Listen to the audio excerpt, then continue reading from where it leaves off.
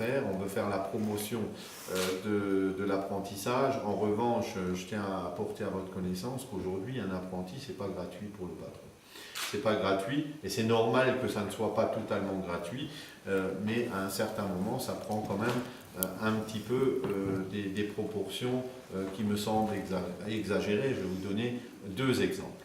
J'ai moi-même mon fils donc sur l'exploitation agricole, donc en classe de BTS en alternance. Il est 15 jours sur l'exploitation, 15 jours à l'école. Il me coûte, sans les charges, il y a une petite compensation sur les charges, il me coûte sans les charges 601 € par mois pour 15 jours. Donc converti sur le mois, ça fait 1200 €. Il a un copain. Non, mais c'est pas grave, ne vous inquiétez pas.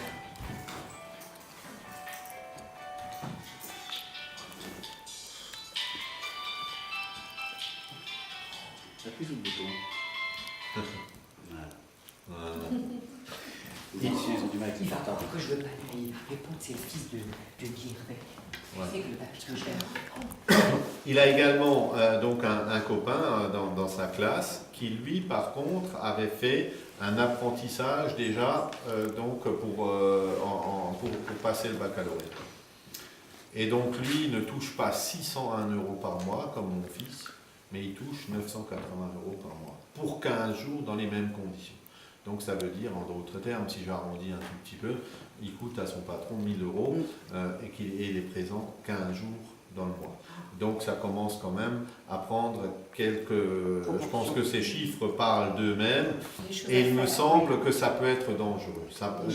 Voilà, il me semble que ça peut être dangereux pour une raison bien simple, c'est que un jeune qu'on paye 1000 € par mois pour 15 jours dans l'entreprise, on lui demande, on est exigeant avec lui à un certain moment et on attend, on essaye d'amortir un petit peu la paye pour parler clairement.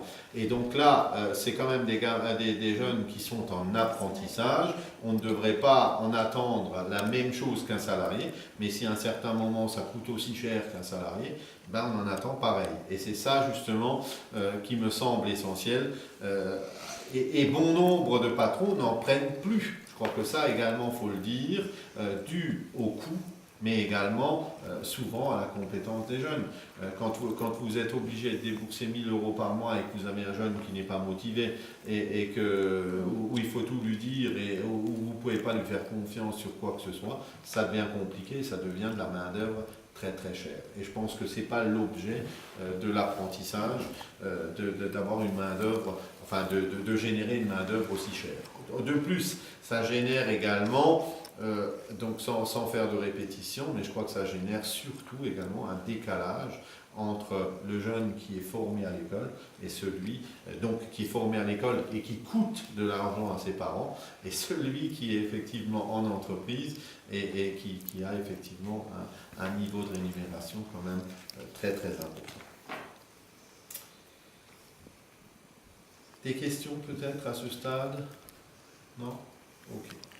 Donc, ce que je souhaiterais également défendre, c'est la promotion des maisons de santé. Dans nos secteurs ruraux, nous sommes malheureusement confrontés à un désert médical, et ce n'est pas moi qui vais vous l'apprendre. Les médecins sont souvent âgés et peu nombreux dans notre secteur rural. Et ceci, il faut le régler à plusieurs titres. Je pense que la première chose, je ne vais pas rentrer dans des considérations techniques, j'en ai parlé dans mon document qui va vous être envoyé à domicile. Si vous ne l'avez pas encore, mais ça devrait arriver demain ou après-demain, me semble-t-il, si l'entreprise respecte ses engagements. Il me semble qu'il faut faire augmenter cette valeur, ce quota, si je peux m'exprimer ainsi, parce qu'aujourd'hui, au niveau de la formation des médecins, il y a un vrai problème et on se rend compte que beaucoup trop peu de médecins sont formés. Et je suis également favorable, donc dans le chapitre précédent, à mettre quelque part en relation l'offre et la demande. Aujourd'hui, malheureusement, pour reparler deux mots de la formation, nos conseillers d'orientation ne mettent pas ou ne mettent pas forcément en avant les formations qui vont sur des débouchés intéressants. Je crois qu'il y a des métiers qui sont totalement en déficit. Mariannick en parlait, les métiers de la bouche, notamment. Les métiers. Voilà. Restauration, c'est pareil. Aujourd'hui, dans les 50 lignes, il y a 80% de boulangers dans l'Est qui vont être en retraite. Tout à fait. C'est un énorme problème qu'on a et pour motiver les jeunes à y aller, c'est principalement c'est qu'ils sont bloqués avec tout ce qu'on leur demande, les mesures, etc.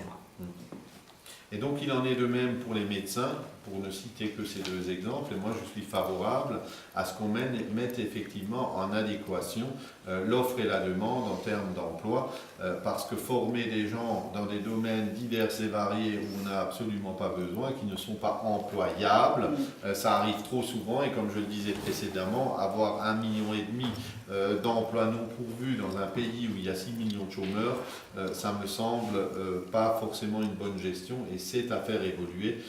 Je pense que ceci n'échappera à personne. Renforcer également les réformes hospitalières. Je vais citer un exemple.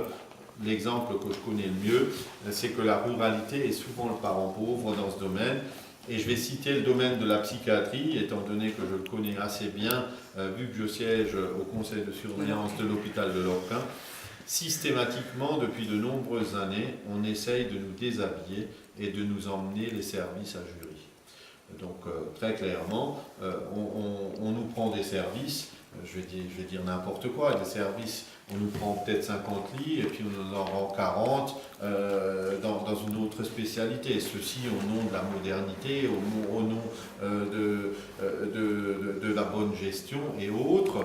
En attendant, on a à la ruralité, à chaque fois qu'il y a restructuration, on perd au passage et on perd des emplois au passage. Donc ceci n'est pas forcément acceptable et il faut rester vigilant dans ces domaines-là.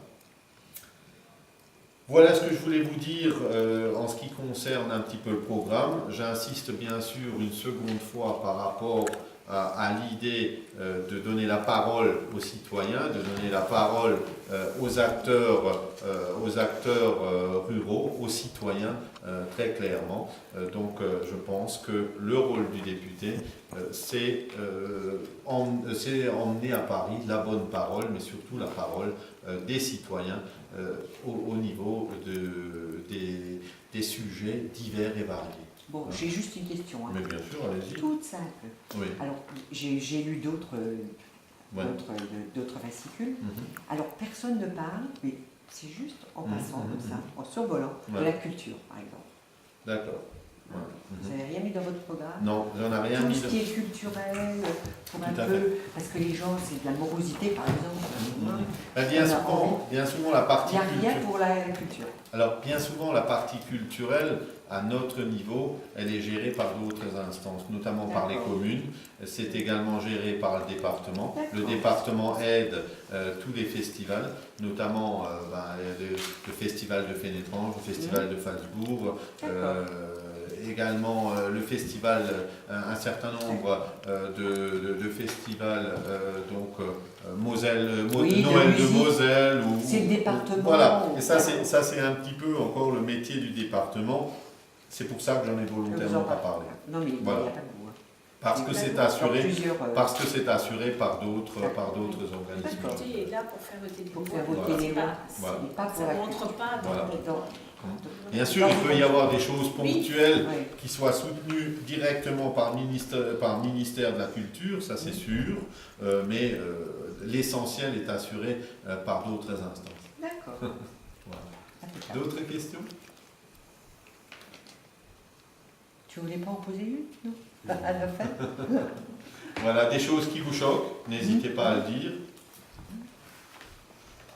Il peut y avoir des choses qui ne vous conviennent pas, on est là pour échanger, pour discuter. On a encore un petit peu le temps, même si la caméra est... on a encore un peu le temps.